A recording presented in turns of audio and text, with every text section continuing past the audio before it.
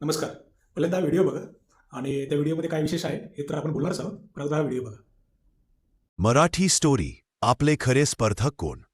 एका छोट्या गावात सिद्धार्थ नावाचा मुलगा होता. पण एक सवय त्याला त्रास द्यायची. तो रोज स्वतःची तुलना इतराशी करायचा. शेजारचा राहुल पहिला आला की तो तणावात.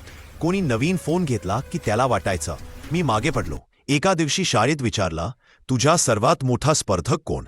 सर्वांनी नावे सांगितली, पण सिद्धार्थ शांत.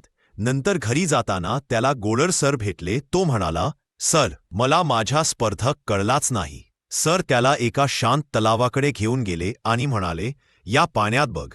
सिद्धार्थ पाहतो आणि त्याला स्वतःचा चेहरा दिसतो. सर म्हणाले, हा आहे तुझा खरा स्पर्धक, इतर लोक नाही, फक्त कालचा तू. दररोज थोडा का होईना कालच्या तुला हरव, पुढे तू जिंकणार. खरी स्पर्धा दुसऱ्याशी नाही, ती फक्त स्वतःशी असते. सिद्धार्थच्या चेहऱ्यावर हसू आला. तो म्हणाला, आज समजलो सर. दुसऱ्याशी स्पर्धा केली तर मी कधी ना कधी हरू, पण स्वतःशी स्पर्धा केली तर मी रोज जिंकणार. सर हसून म्हणाले, बरोबर, आजपासून तुझी स्पर्धा फक्त तुझ्याशीच. आता तुम्ही म्हणाल की या व्हिडिओमध्ये काय विशेष आहे? एक नॉर्मल तर व्हिडिओ आहे, 1 मिनिटाचा व्हिडिओ आहे, एक मिनिटाचा व्हिडिओ आहे, एक स्टोरी आहे. एक मुलगा शाळेत जातो आणि त्याला स्कूलमध्ये विचारलं जातं की त्याचा खरा स्पर्धक कोण? मग त्याला एक सर भेटतात. सर त्याला एका तळ्याकाठी घेऊन जातात. त्याला पाण्यामध्ये बघायला सांगतात. स्वतःची प्रतिमा दिसते आणि त्याला हे समजतं की माझा खरा स्पर्धक मी स्वतःचा आहे, ना की इतर कोणी आहे. नॉर्मल स्टोरी आहे. पण या व्हिडिओमध्ये जे विशेष आहे त्याच्या अगोदर मी तुम्हाला एक छोटी स्टोरी सांगतो. 17 डिसेंबर 1903, तारीख पुन्हा ऐका, 17 डिसेंबर 1903 हा तो दिवस होता. अमेरिकेमध्ये नॉर्थ कॅरोलिना नावाचं एक राज्य आहे. त्याच्यामध्ये किटी हॉक नावाचं एक शहर आहे. त्याच्यामध्ये 2 भाऊ राहत होते. एकाचं नाव होतं ऑलिव्हर राईट, दुसऱ्याचं नाव होतं विल्बर राईट. ह्या दोघांनी जगातलं पहिलं विमान जे हवेमध्ये उडवण्याचं जे पूर्ण सक्सेसफुली टेस्टिंग केलं होतं ते त्याच दिवशी केलं होतं. आणि हे विमान 12 सेकंद हवेमध्ये उडत होतं. 120 फूट हवेमध्ये गेल्यानंतर ते सक्सेसफुल लँडिंग झालं होतं. आणि तिथून खरं पुढे विमानाची जी सुरुवात आहे तिथून पुढे झाली. मग नंतर हळूहळू त्याच्यामध्ये ॲडव्हान्समेंट होत गेली. आणि आज जर आपण बघतोय जगामध्ये की कोणकोणते वेगवेगळे जे मोड ऑफ ट्रान्सपोर्ट्स आहेत त्याच्यामध्ये ते विमानाची पण त्याच्यामध्ये भर पडली. त्याच्या अगोदर सगळी लोकं पायी प्रवास करायची, रोडनं प्रवास करायची, काही पाण्यातनं प्रवास करायची, काही ट्रेननं प्रवास करायची. तुम्हाला आठवतं आहे अमेरिकेचा शोध कोलंबसने लावला.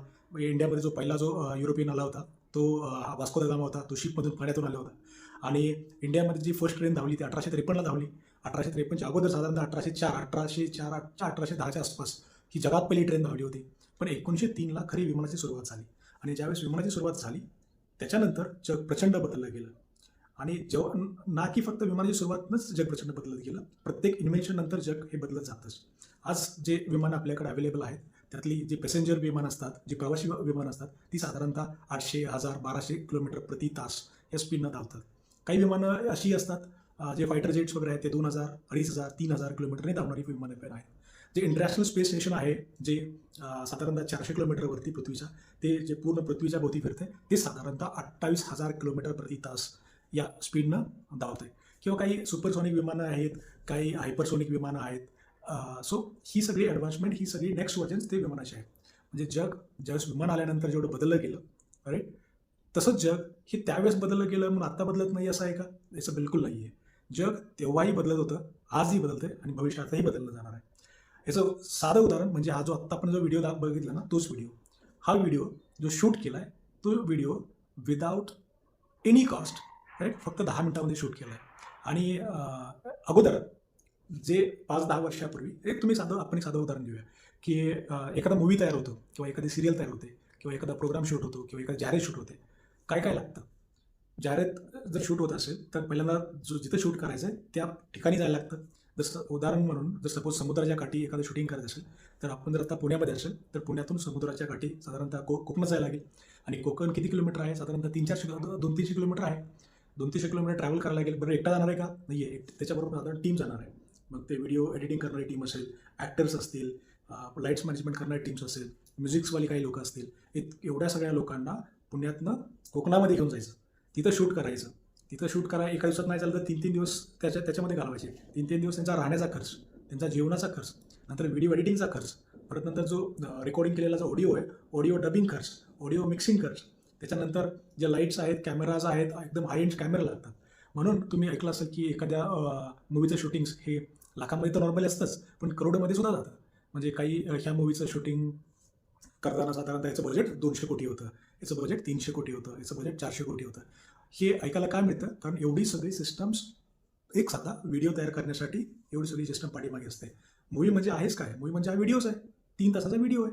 मग एवढी सगळी सिस्टम अगोदर जे वापरत होती लोकं, तर ती सिस्टम आत्ता राईट जो हा व्हिडिओ जो तयार केला ना, एक स्टोरी तयार केली. याच्यामध्ये तुम्ही सीन्स बघा, याचे रिझोल्युशन्स बघा, याचे क्वालिटी बघा, राईट? याच्यामध्ये जे स्क्रिप्ट केली आहे ना, ते स्क्रिप्टचं सिक्वेन्स बघा, राईट? याच्यामध्ये बॅकग्राऊंडला जे काही गोष्टी दाखवल्या त्या सगळ्या गोष्टी बघा. खूप छानशा झालेल्या आहेत.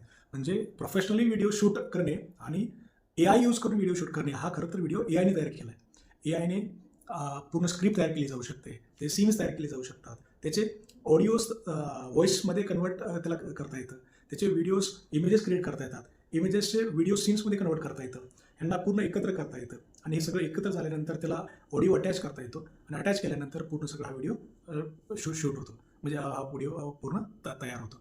म्हणजे AIने भविष्यामध्ये किती मोठा इम्पॅक्ट ह्या इंडस्ट्रीमध्ये येऊ शकतो.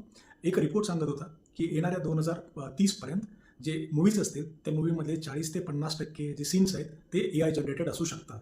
जाहिराती ज्या आहेत ना त्या मोस्टली आजकाल आत्ता सध्याला तर आपण बघतोच विविध जाहिराती हा AI बेस्ड AI व्हिडिओजच आहेत.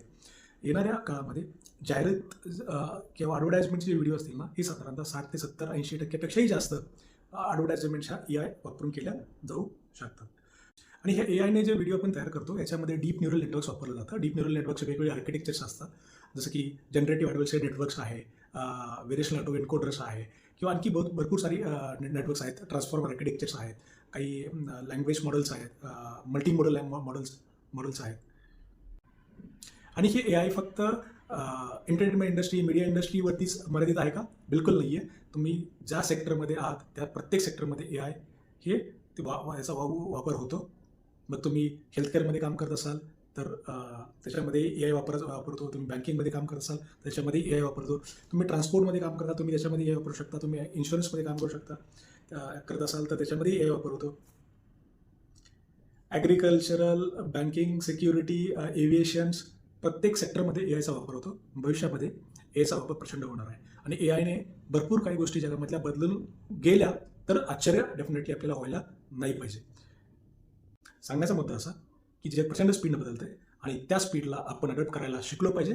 नसेल तर आपण कधी या जगामधून आउटडेट होऊन जाऊ हे आपल्याला सुद्धा कळणार नाही.